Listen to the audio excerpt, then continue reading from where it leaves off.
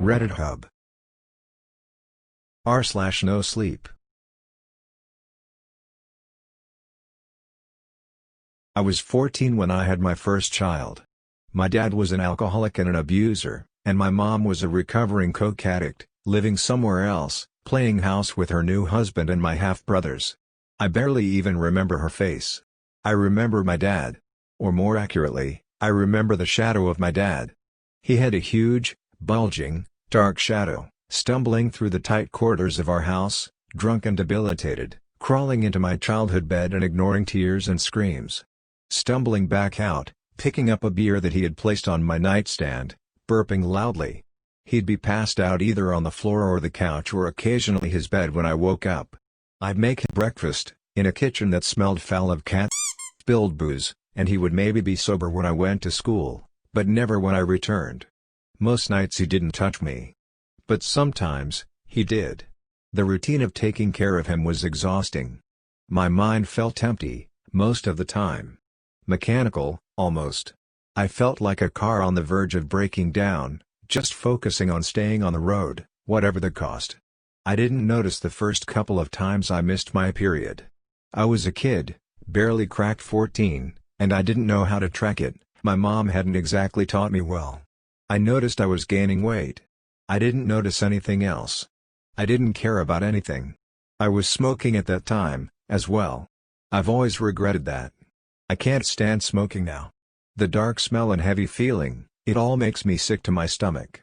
I gave birth to a boy one night. My dad was out, in excruciating pain, on the floor of our kitchen, with my cat by my side. I had assisted her in delivering litters before, so I like to think she'd help me as well. I suppose my boy was premature, because he was very small, in comparison to the children I've had since then, but I don't know for sure. He looked like my dad. I looked at his little bloodied face, the way he was crying, the way his scrunched up features looked monstrous. The way his eyes looked like my dad's, and I decided I cared as much about this boy as I did his dad. He was as much a mistake, in my eyes, as I was. And I thought about all the times I had prayed to God that he'd kill me before I had the chance to wake up. I made it quick. Strangled him with a shoelace. Hid him in the closet for a few days, until the smell became too strong. Then I threw him in the lake on the way to school. I hid him in my backpack, and the rot held onto the fabric for weeks. I wasn't really worried about anyone finding him. Nobody looks for someone who isn't missing. I suppose I should have been guilty, and I am now, but back then I truly felt nothing. I was droning through life. I got into therapy when I was in high school. I inherited money from my piece of grandmother, and I spent it on this, instead of college. It was without a doubt the best decision I've ever made. I'm a social worker now. I take care of people. I have a husband, and 2 beautiful girls. We're happy. We're quiet. I'm not supremely well educated, and I'm not the best at apologizing for my mistakes, but I'm alive. I sleep with a night light on, but I don't flinch from my husband's shadow. He knows the gist about my childhood, the alcohol, the yelling, the stench on me every day. He doesn't know about my boy. It never felt like a burden I was meant to share. I carried him, until I didn't, and then I killed him. It was a story that started and ended with me. But a few days after my boy died, I started hearing him. First, it would be cries as I was falling asleep. That shrill, demented cry he had managed to screech when he was born, but twisted in accordance with his mangled vocal cords, from a shoelace tied around his tiny neck like a bow tie. After a few weeks, I started seeing him. Once again. It was only when I was falling asleep, for the last few minutes before the dark takes over, and he would be lying on the floor, helpless and blue, gasping after air and crying his little lungs empty. It continued like that. It still does. When I wake up in sleep paralysis, he's still there, lying on my floor, blue and increasingly rotten, begging for the death I had handed him. But when I wake up for real, there's nothing, of course. He's grown up in front of me. The child who used to be a baby, is a man now. He'd be 32 this year, and the boy I see does indeed look 32. His face is sunken and blue, and he is still just lying on the floor, and screaming, and his naked body is frightfully skinny. Sometimes, in my paralysis, he'll try to reach out to touch me, but he can't stand, and I can't move. I wish I could. I wish I could collect him up in my arms and rock him to sleep, this man, who is my boy, and I wish I could apologize and explain, but I am where I am, and he is where he is. Except for a night a few weeks ago. He got up. He stood, not straight, and definitely not surely, but he stood. He stretched his bony hand out to me, and I was so afraid he'd strike me or choke me or hurt me. Might even kill me. I wouldn't blame him. He didn't, obviously. He stroked my cheek, fairly roughly but not maliciously, and he smiled. His teeth were black, and his smile was unpleasant, but the surge I felt in my stomach was almost happiness. Could you believe it? My boy, smiling. I got the call in the morning. My dad had been found dead, choked on his own vomit in the same disgusting apartment I grew up in. They're gonna need a hazmat team to clean it all. I felt nothing at the news, except maybe relief, but even that would be too extreme of a descriptor. My husband and I danced in the kitchen in celebration. My boy didn't show up that night. He hasn't since. I have all faith that he killed our father. That he made him choke on himself, on all the sick he brought into the world, on his own disgusting stomach acid, burning its way through his shell of a body. My boy doesn't show up anymore. And in a way, that makes me sad, as stupid as that might sound, to miss a specter of your own guilt. And in a way, the fact that I mourn him, now, makes me almost deliriously happy. My husband always makes such a mess. I'm always finding little brown hairs of his all over the house. Just this morning, I found a couple strands lying on the couch. Your father, I always tell my son, might as well be a dog with the amount of hair he sheds. It's a full-time job scooping them up, but I do it anyways, because a clean house is a happy house. They say that being a mother is the hardest job in the world, and boy do I believe it. Mornings around here can be pretty hectic, what with my son and husband both needing so much attention. Today, my husband was in a panic because his favorite dress shirt was missing the top 2 buttons. How could they just disappear? He asked me as though I summoned buttons out of thin air. But I am as much a psychologist as I am a wife, and I knew how to smooth things over. Not to worry, I told him, I have it taken care of. This was just what he needed to hear, and I handed him a second shirt instead. It was the one with the blue stripes that he likes so much. My husband grabbed his wallet and rushed out the door, still in time to catch the early train if he hurried. Not even 10 seconds after my husband had left, and my son was already bursting into tears. "What's the matter?" I asked him. He pointed at the underside of his arm, and I immediately located a purple bruise. "Another one?" I asked. Well, I know just how to fix that. Of course, there was only one thing that could fix a bruise. He was going to need a magical mommy kiss. My son held up his wrist to me with tears in his eyes, and I gave it a peck. Just like that, and the tears were gone. Mommy magic is instant, you see. Funny how simple life can be when you're his age. "Did you want to go to the store with Mommy today?" I asked him in an excited voice. I knew my son would love that. He always loved going to the store with me. I guess it's about as much of an adventure as a boy of 4 can have. I needed a needle and thread, so we journeyed together to the craft store, where I purchased some filament and a pack of needles. Naturally, my son wanted a tiny stuffed figurine that we passed on one of the shelves, so I let him have it. By the time we got back, it was already dark outside, and I knew that it was time. Footsteps echoed from outside. The monster was coming. I quickly shuffled my son into a closet and handed him his favorite sippy cup. "Be very quiet," I whispered. I barely had time to close the closet door, when I heard the monster rip open the front door. "Hello?" I asked, walking into the kitchen. "Where is that little my husband asked. He needs to learn some respect. I didn't need to smell the alcohol on him to know that he had been drinking again. He always acted this way when he drank. I was so scared. "You're not going to hurt us anymore," I said, walking over to the sink. This seemed to anger him even more, and he scowled at me dangerously. "Oh really?" he slurred, "and what are you going to do about it?" I pulled out the tiny figurine from the craft store and held it up to him. After making some modifications of my own, it looked strikingly similar to my husband now. The doll had a pair of button eyes sewn onto its face. My husband's buttons. It had a clump of hair attached to its head. My husband's hair. Before he could even reach me, I stuck the voodoo doll head first down the sink, and with the flip of a switch, turned the garbage disposal on. My husband always makes such a mess. The old woman looks at me on the bus, smiles, all gums and spit. "I hear you've been looking for me." I'm silent, stare ahead. From the corner of my eye I can see her move up the seat so she's right next to the aisle, closer to me. I can smell her now. Mothballs, stale tobacco. Aside from her the bus is empty, the engine whines, the city flickers past. I feel my skin begin to crawl, gooseflesh puckers, my foot begins to tap. I want to get off. Get off, she speaks again as she exits, her voice a croak this time.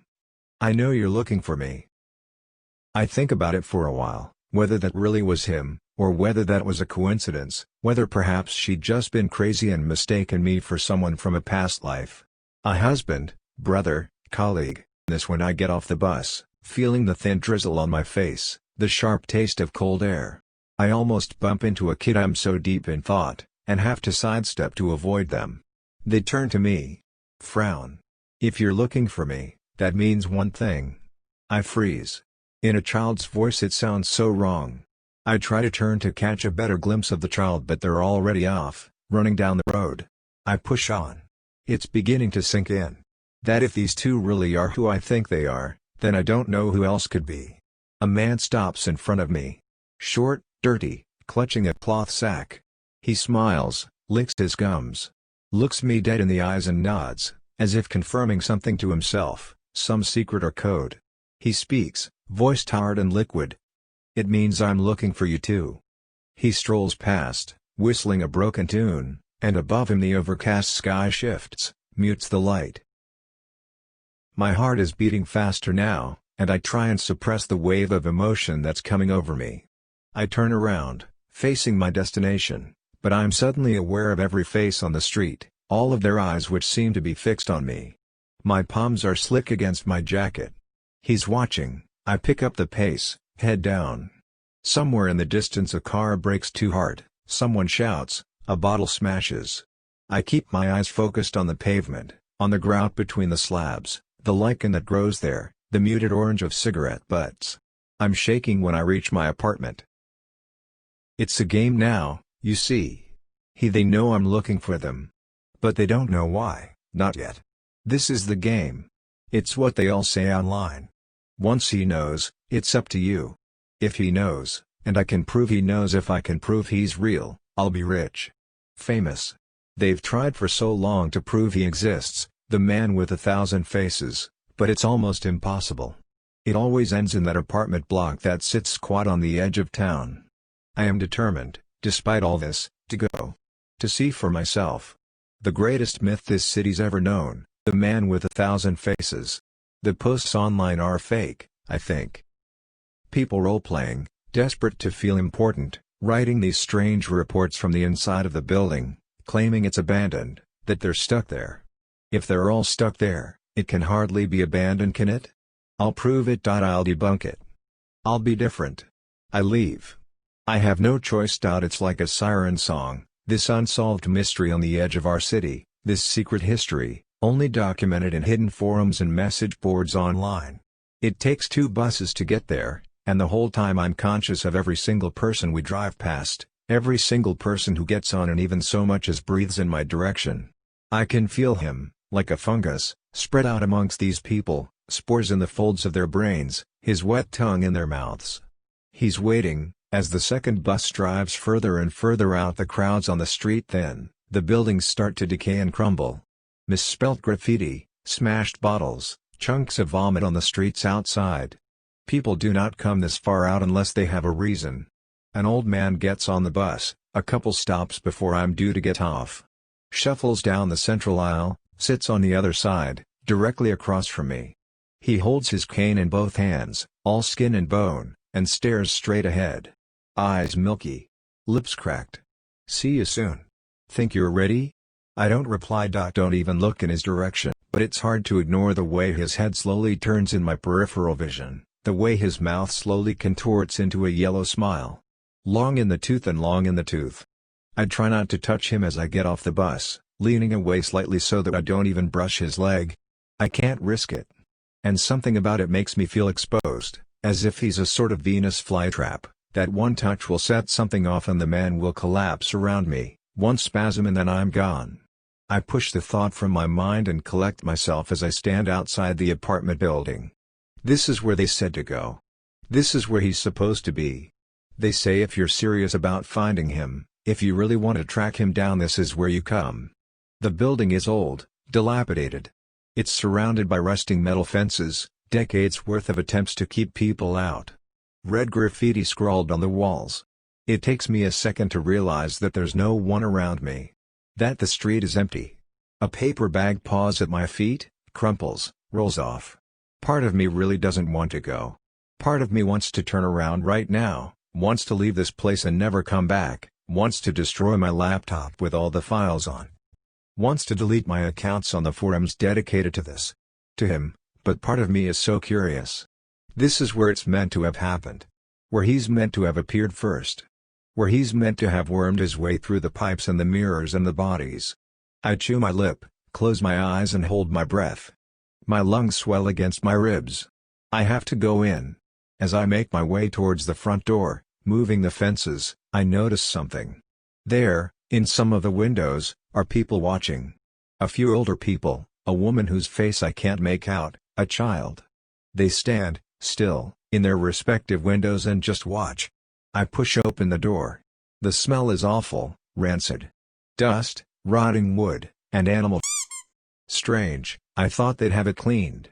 I notice the stairs to the basement, and from them I can hear the drip of water. Maybe that's it. Maybe a pipe has burst, or something has died down there and they haven't managed to get the proper permits to remove it. Maybe. I make my way up to the first floor. As I come into the corridor, I notice the way it stretches out far in either direction, the drab green of the carpet muted even further by a layer of dust. Some of the doors hang open, some, in fact, aren't even there at all. As I walk past, taking my time, I notice that any of the apartments with open doors are in some state of disrepair. Ceilings have caved in, they are filled with bottles, broken furniture, rotting food. The fact that I saw people on the way impresses on me. I imagine their lives, surrounded by this filth, and wonder whether they smile when they pass each other on the stairs. I go up a floor. I remember the woman I saw, on the third floor, her room only a couple of windows from the central stair. She shouldn't be hard to find. But all of the doors on this floor are wide open. And the rooms bare, as if someone has stripped them not only for appliances or belongings, but for spare materials and wiring, and they sit, torn apart and covered in dust, still.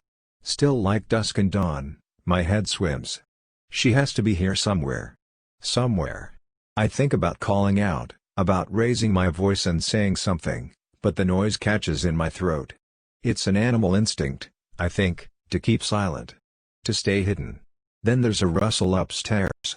Footsteps directly above me. I freeze. They continue a little way, until I think they're at the top of the stairs. Then they stop.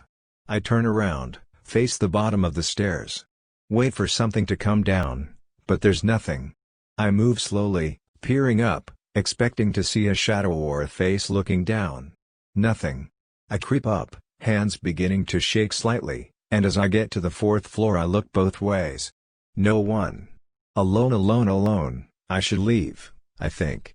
I should tell myself that he doesn't exist, that he never has existed, and I should walk right out of this building and never turn back.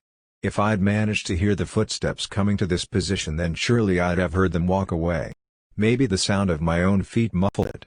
Something else, another sound now, like the wind pressing itself into the gaps and crevices of the old building, except somehow forming words, whispers, a small laugh that swells and then fades. The building groans, shifts. I want to keep exploring the floor below, and as I make my way down the stairs I tell myself that no harm can come to me here. I'm not sure if I believe it. There. Only for a moment. Once I reach the bottom of the stairs, and walk out into the corridor of the third floor, I spot someone. Only for a second. At the end. A figure stood, facing me, some way down the hall. I blink, they're gone. I have to know.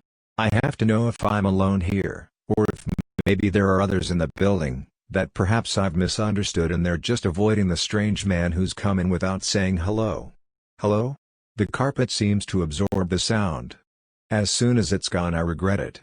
I notice I'm even trying to keep my breathing quiet, not moving my arms so that the fabric of my jacket doesn't rustle.